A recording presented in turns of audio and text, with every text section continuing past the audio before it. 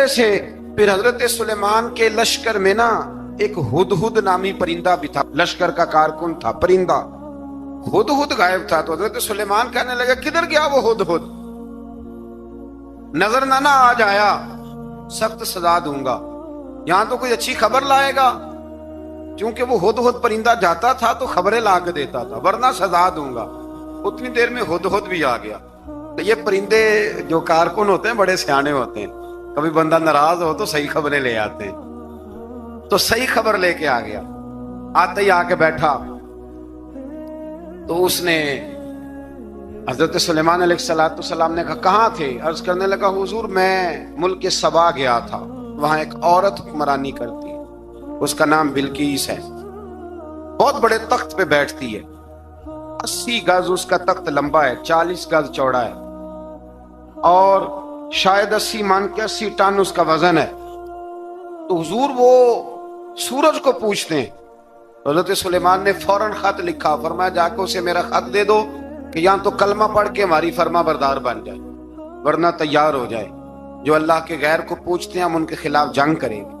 وہ جب لے کے گئے نا خط، یہ حدود گیا تو وہ میٹنگ کر رہی تھی، اس کے وزیر مشیر سارے بیٹھے تھے، اس نے جا کے خط پھینک دیا ملکہ بلقیس کی جھولی میں۔ اس نے خط پڑھا تو ڈر گئی، وزیروں کو بلایا۔ حضرت سلیمان، قرآن کہتا ہے حضرت سلیمان نے کہا تھا خط پھینک کے نا تو سائڈ پہ ہو کے سننا وہ کیا کہتا۔ بندوں کے لیے منع ہے، پرندوں کے لیے جائز ہے۔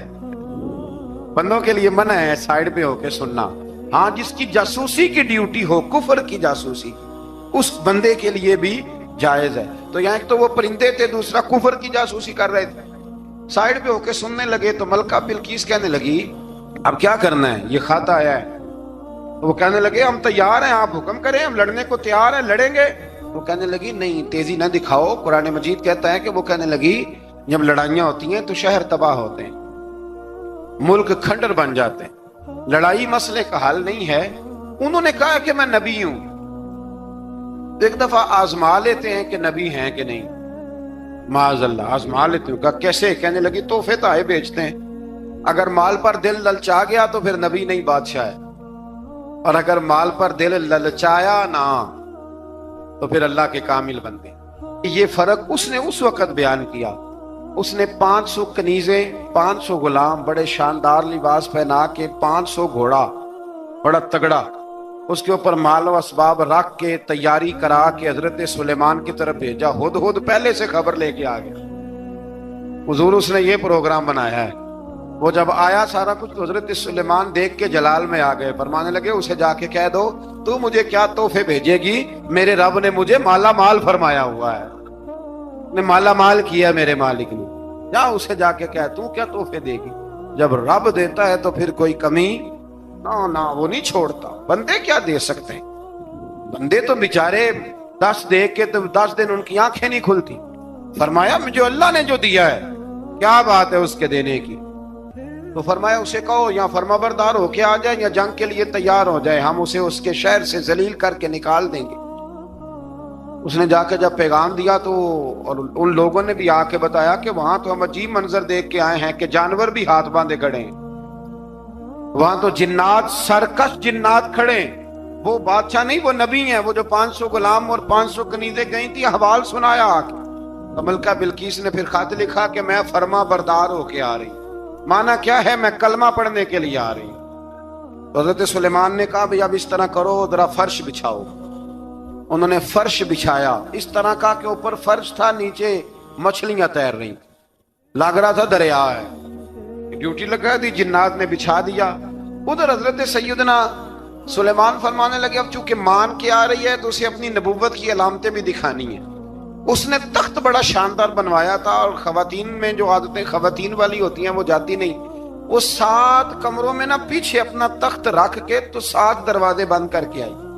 اس زمانے میں ایک رواج تھا، وہ زلیخا نے بھی 7 دروازے مکفل کے ایک رواج تھا، ایک کمرہ، پھر کمرے کے پیچھے کمرہ، پھر اس کے پیچھے کمرہ، پھر اس کے پیچھے کمرہ، اور اس کو بڑے موٹے تالے لگائے جاتے تھے۔ اور فلسفہ یہ تھا کہ ایک تالا توڑے گا کوئی تو جب تک سپاہی آ جائیں گے، اور اگر اس کے توڑنے تک نہ آئے تو دوسرے کے توڑنے تک آ جائیں گے، اور اس کے توڑنے تک نہ آئے تو 7ویں تک تو آئے جائیں گے. یہ ان لوگوں کا نفسیاتی معاملہ تھا, سوچ تھی. 7 کمروں میں مکفل کر کے نا وہ نکلی تو حضرت سلیمان علیہ السلام کہنے لگے بھئی مجھے اس کا تخت چاہیے اس کے آنے سے پہلے. اس کے آنے سے. اس واقعے کی کیا ضرورت تھی قرآن پاک میں؟ یہ کیا حاجت تھی یہ تخت والی ساری بات قرآن نے کیوں بیان کی؟ پوچھیں آپ اپنے دل سے بھی اور انکار کرنے والے منکرین سے بھی, اس کی کیا ضرورت تھی؟ وہ جو کہتے ہیں جی ولی کی کرامت کی کیا ضرورت ہے, سیدھی سیدھی نماز پڑھو, روزہ رکھو, حج کرو, زکوٰۃ دو, تو پوچھو ان سے ایک سورت نمل کے اندر اس ساری تفصیل کی کیا ضرورت تھی؟ ختم ہو گئی جب وہ کلمہ جو پڑھ رہی ہے, تو پھر اس سارے واقعے کو رب کیوں بیان فرماتا ہے؟ حضرت سیدنا سلیمان فرمانے لگے تخت چاہیے, اور چاہیے اس کے آنے سے پہلے. قال عفریت من الجن, جنوں میں سے ایک بہت بڑا جن بولا, کہنے لگا حضور آپ کا یہ تخت برخاست ہونے سے پہلے لے آؤں گا. یہ جو آپ میٹنگ کر رہے ہیں نا, یا فیصلے ختم, کچھ نے لکھا صبح سے شام تک میٹنگ ہوتی ہے اور اس کو آنے میں پتہ نہیں کتنے دن لگیں گے, تو میں یہ برخاست ہونے سے پہلے. اور کچھ نے کہا دی آپ شرط کیوں لگاتے ہیں کہ صبح سے شام تک ہوتی؟ اس جن نے کہا دی آپ 10 منٹ میں فارغ ہو جائیں, آپ فارغ ہوں گے تو تخت آ جائے گا. مفسرین نے لکھا ہے کہ جب قرآن کہتا ہے کہ اس نے کہا کہ آپ کے فارغ ہونے سے پہلے, اس کا مطلب ہے کہ جب آپ اٹھیں گے یہ جگہ خالی کر دیں گے تو تخت یہاں کیویں ہزاروں میل کا فاصلہ ہے آ جائے گا, پر ہوائی جہاز پہ کارگو کرا کے جی DHL کے ذریعے کیسے آئے گا؟ وہ آئے گا تو بس آئے گا. تو حضرت سلیمان کی تو بادشاہت تھی نا زمانے پہ, فرمانے لگے نہیں نہیں تو لیٹ ہے, تو لیٹ ہے, تو ہمیں جانتا ہی نہیں ہے, تو سٹ تے پکھڑا کوار گندل, اسی اور بھی بوٹیاں جاننے ہاں, یہ تو لیٹ ہے, ابھی ہماری طاقت اس سے زیادہ ہے. بڑی کمال بات لکھی ہے لکھنے والوں نے. ایک مفسر نے لکھا ہے کہ ابھی حضرت سلیمان نے غلاموں سے منگوایا ہے, اپنی بات کوئی نہیں کی, یہ حال ہے ان کے غلاموں کا, تو سردار کا عالم کیا ہوگا؟ حضرت سلیمان کہنے لگے بھی جلدی جائیے. قال الذی عنده علم من الکتاب انا آتیک بہ قبل ان یرتد الیک طرفک. تو اٹھا ان میں سے وہ جس کے پاس کتاب میں سے علم تھا, ساری کتاب کا بھی نہیں, علم من الکتاب, کتاب. وہ اٹھے جن کے پاس کتاب میں سے علم تھا, تو وہ اٹھ کے کہنے لگے حضور میں لے آؤں گا. کب؟ آپ کے آنکھ جھپکنے سے نہیں, آنکھ جھپکنے سے. بندہ تھا جن تھا, جن کی تو بات مانی نہیں انہوں نے. کیا کہا؟ آنکھ جھپکنے سے, میں آنکھ جھپکنے سے پہلے لے آؤں گا. تو حضرت سلیمان کہنے لگے تو ٹھیک ہے چل لا پھر, لا پھر. آنکھ جھپکنے سے بڑے ہی نہیں, پھر غصہ نہیں آتا ان پہ, پھر غصہ نہیں آتا. میرے شیخ کامل, مرشد اکمل, شیخ بحر و بار حضور غوث پاک جیلانی, حضرت غوث اعظم یوں کر کے شاگردوں کو مریدوں کو سبق پڑھا رہے تھے, پڑھاتے پڑھاتے ہاتھ آگے کیا, اور جب ہاتھ واپس آیا تو بھیگ گیا تھا سارا. تو شاگرد کہنے لگے حضور یہ کیا ہے؟ فرمایا تمہیں نہیں سمجھ آئے گی, چھوڑو تمہارے والی بات نہیں, خاصاں دی گل آما آگے نہیں مناسب کرنی, رہنے دو تم.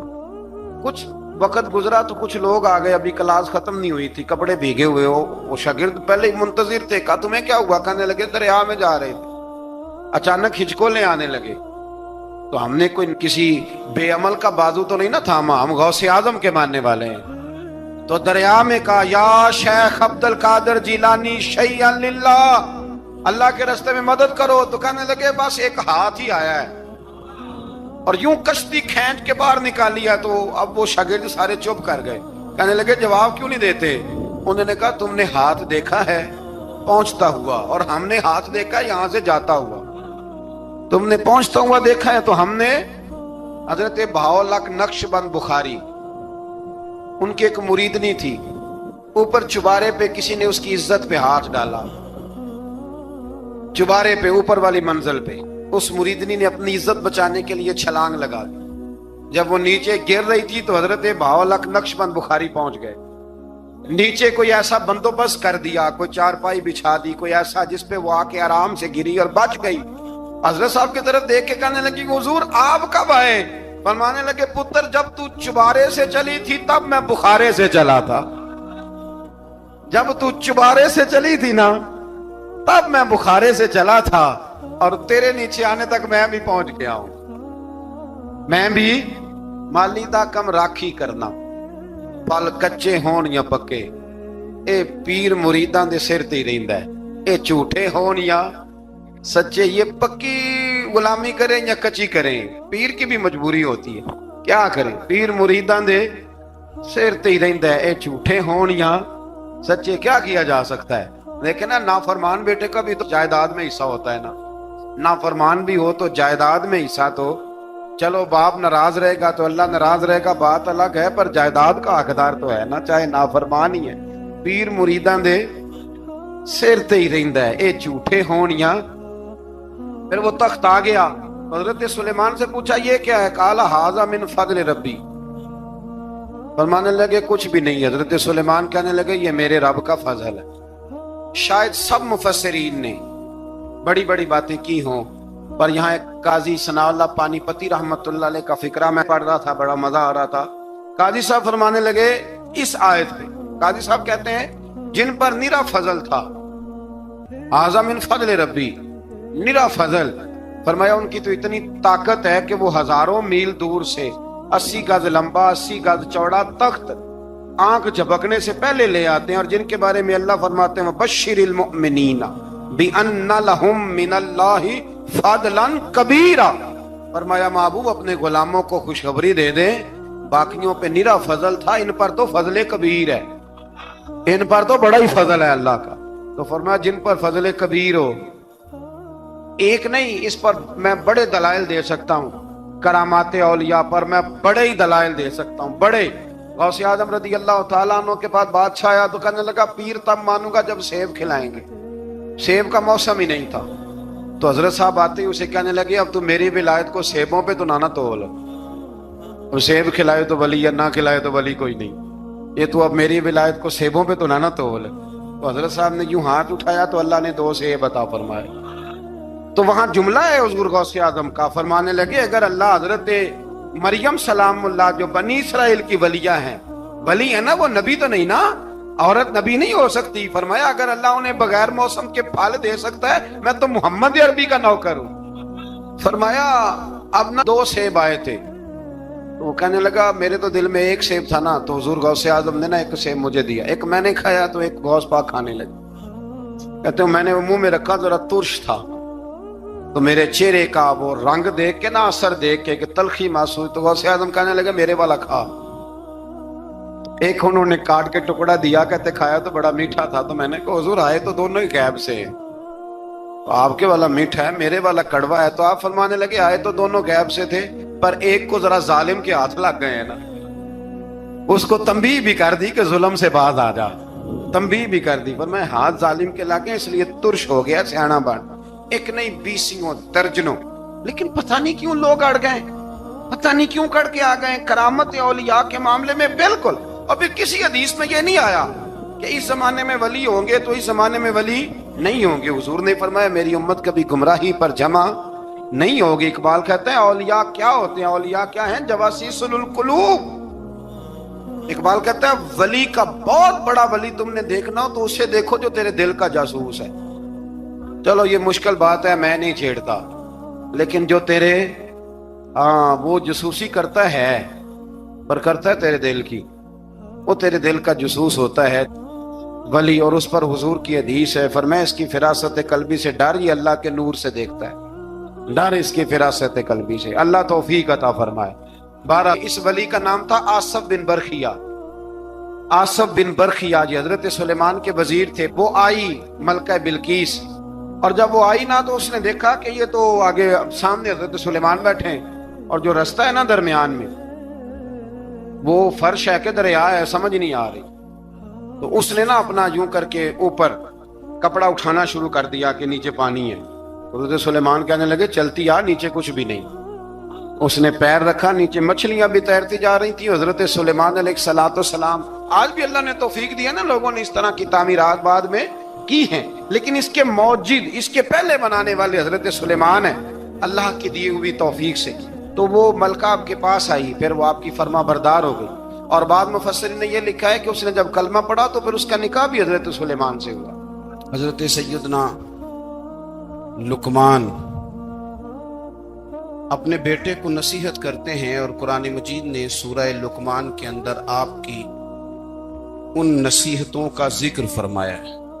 اللہ کریم نے ارشاد فرمایا کہ حضرت لقمان, ان کی جو بات انہوں نے اپنے بیٹے کے ساتھ کی, فرمایا وَلَا تُصَعِّرْ خَدَّكَ لِلنَّاسِ, اے میرے بیٹے لوگوں کے ساتھ اپنے رخ کو نہ پھیرا کر, غرور کے ساتھ اپنے لب و لہجے کو پھیر نہ لیا کر لوگوں کی طرف سے, اور وَلَا تَمْشِي فِي الْأَرْضِ مَرَحًا, اور زمین پر اکڑ اکڑ کے نہ چلا کر. تکبر کے ساتھ اپنے لب و لہجے کو لوگوں سے پھیر نہ لیا کر, اور زمین پر اکڑ کے بھی نہ چلا کر. جناب لقمان اپنے بیٹے کو نصیحت فرما رہے ہیں, اور اللہ نے اس کا ذکر قرآن مجید میں فرمایا ہے. اسلام ہماری تربیت کرتا ہے ہر موقع پر, اور ہمیں اسباق پڑھاتا ہے زندگی ساری گزارنے کے لیے. انسان کی بات کا دوسرے پر بڑا اثر ہوتا ہے,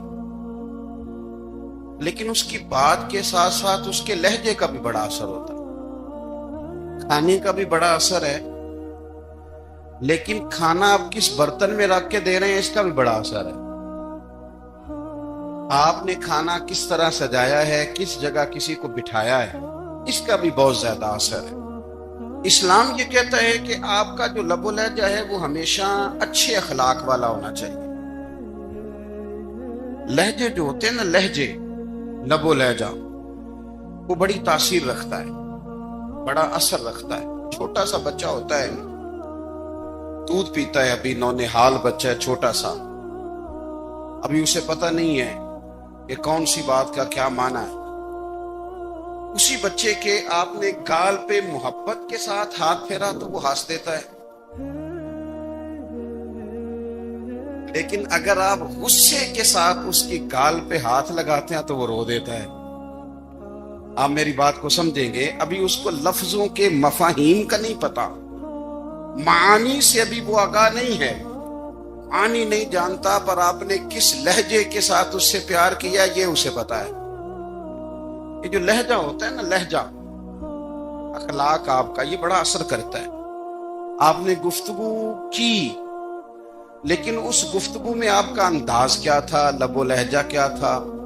کچھ لوگ کہتے ہیں میں نے کوئی غلط بات کی ہے, بالکل ٹھیک بات کی ہے. بھئی آپ کی بات ٹھیک تھی, پر آپ کا انداز ٹھیک نہیں تھا. جہاں بات ٹھیک ہونا ضروری ہے نا, وہاں انداز ٹھیک ہونا بھی بڑا ہی ضروری ہے.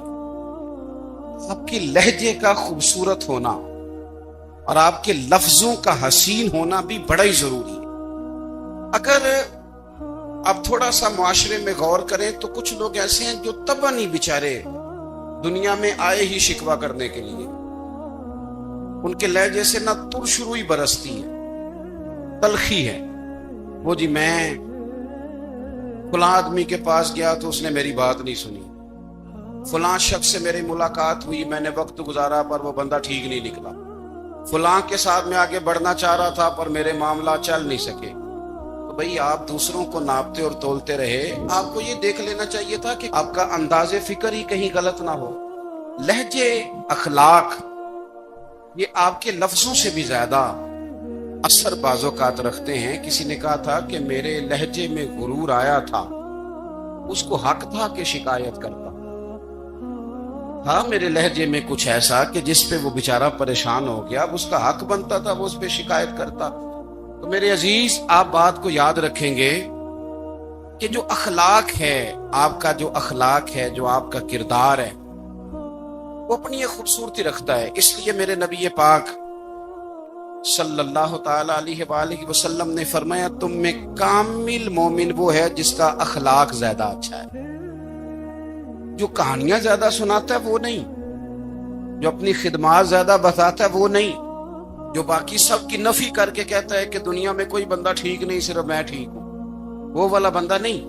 بلکہ فرمایا جس بندے کا اخلاق زیادہ اچھا ہے. اخلاق دیکھیں، جو آپ کا لہجہ ہوتا ہے نا، یہ بہت زیادہ اثرات مرتب کرتا ہے آپ کے گھر پہ بھی باہر بھی. آپ اگر اپنی گفتگو میں باڈی لینگویج کو تھوڑا سا اچھا رکھیں، کچھ لوگ ایسے ہوتے ہیں جو بات بڑی صحیح کرتے ہیں پر کچھ زیادہ ہی باتیں کرتے ہیں. وہ زیادہ باتیں کرنے کی وجہ سے ان کی جو صحیح باتیں ہوتی ہیں ان کا بھی وزن خراب ہو جاتا ہے، کیونکہ وہ زیادہ باتیں کرتے ہیں، ہر وقت بولتے ہیں، ہر وقت بات کرتے ہیں. تو جب وہ ٹھیک بات بھی کر رہے ہوں تب بھی ان کی بات کا لوگ اثر قبول نہیں کرتے. لیکن اگر ان کا لہجہ باوقار ہو، بات وہ تھوڑی کریں پر جتنی کریں ذرا سونی کر کے کریں.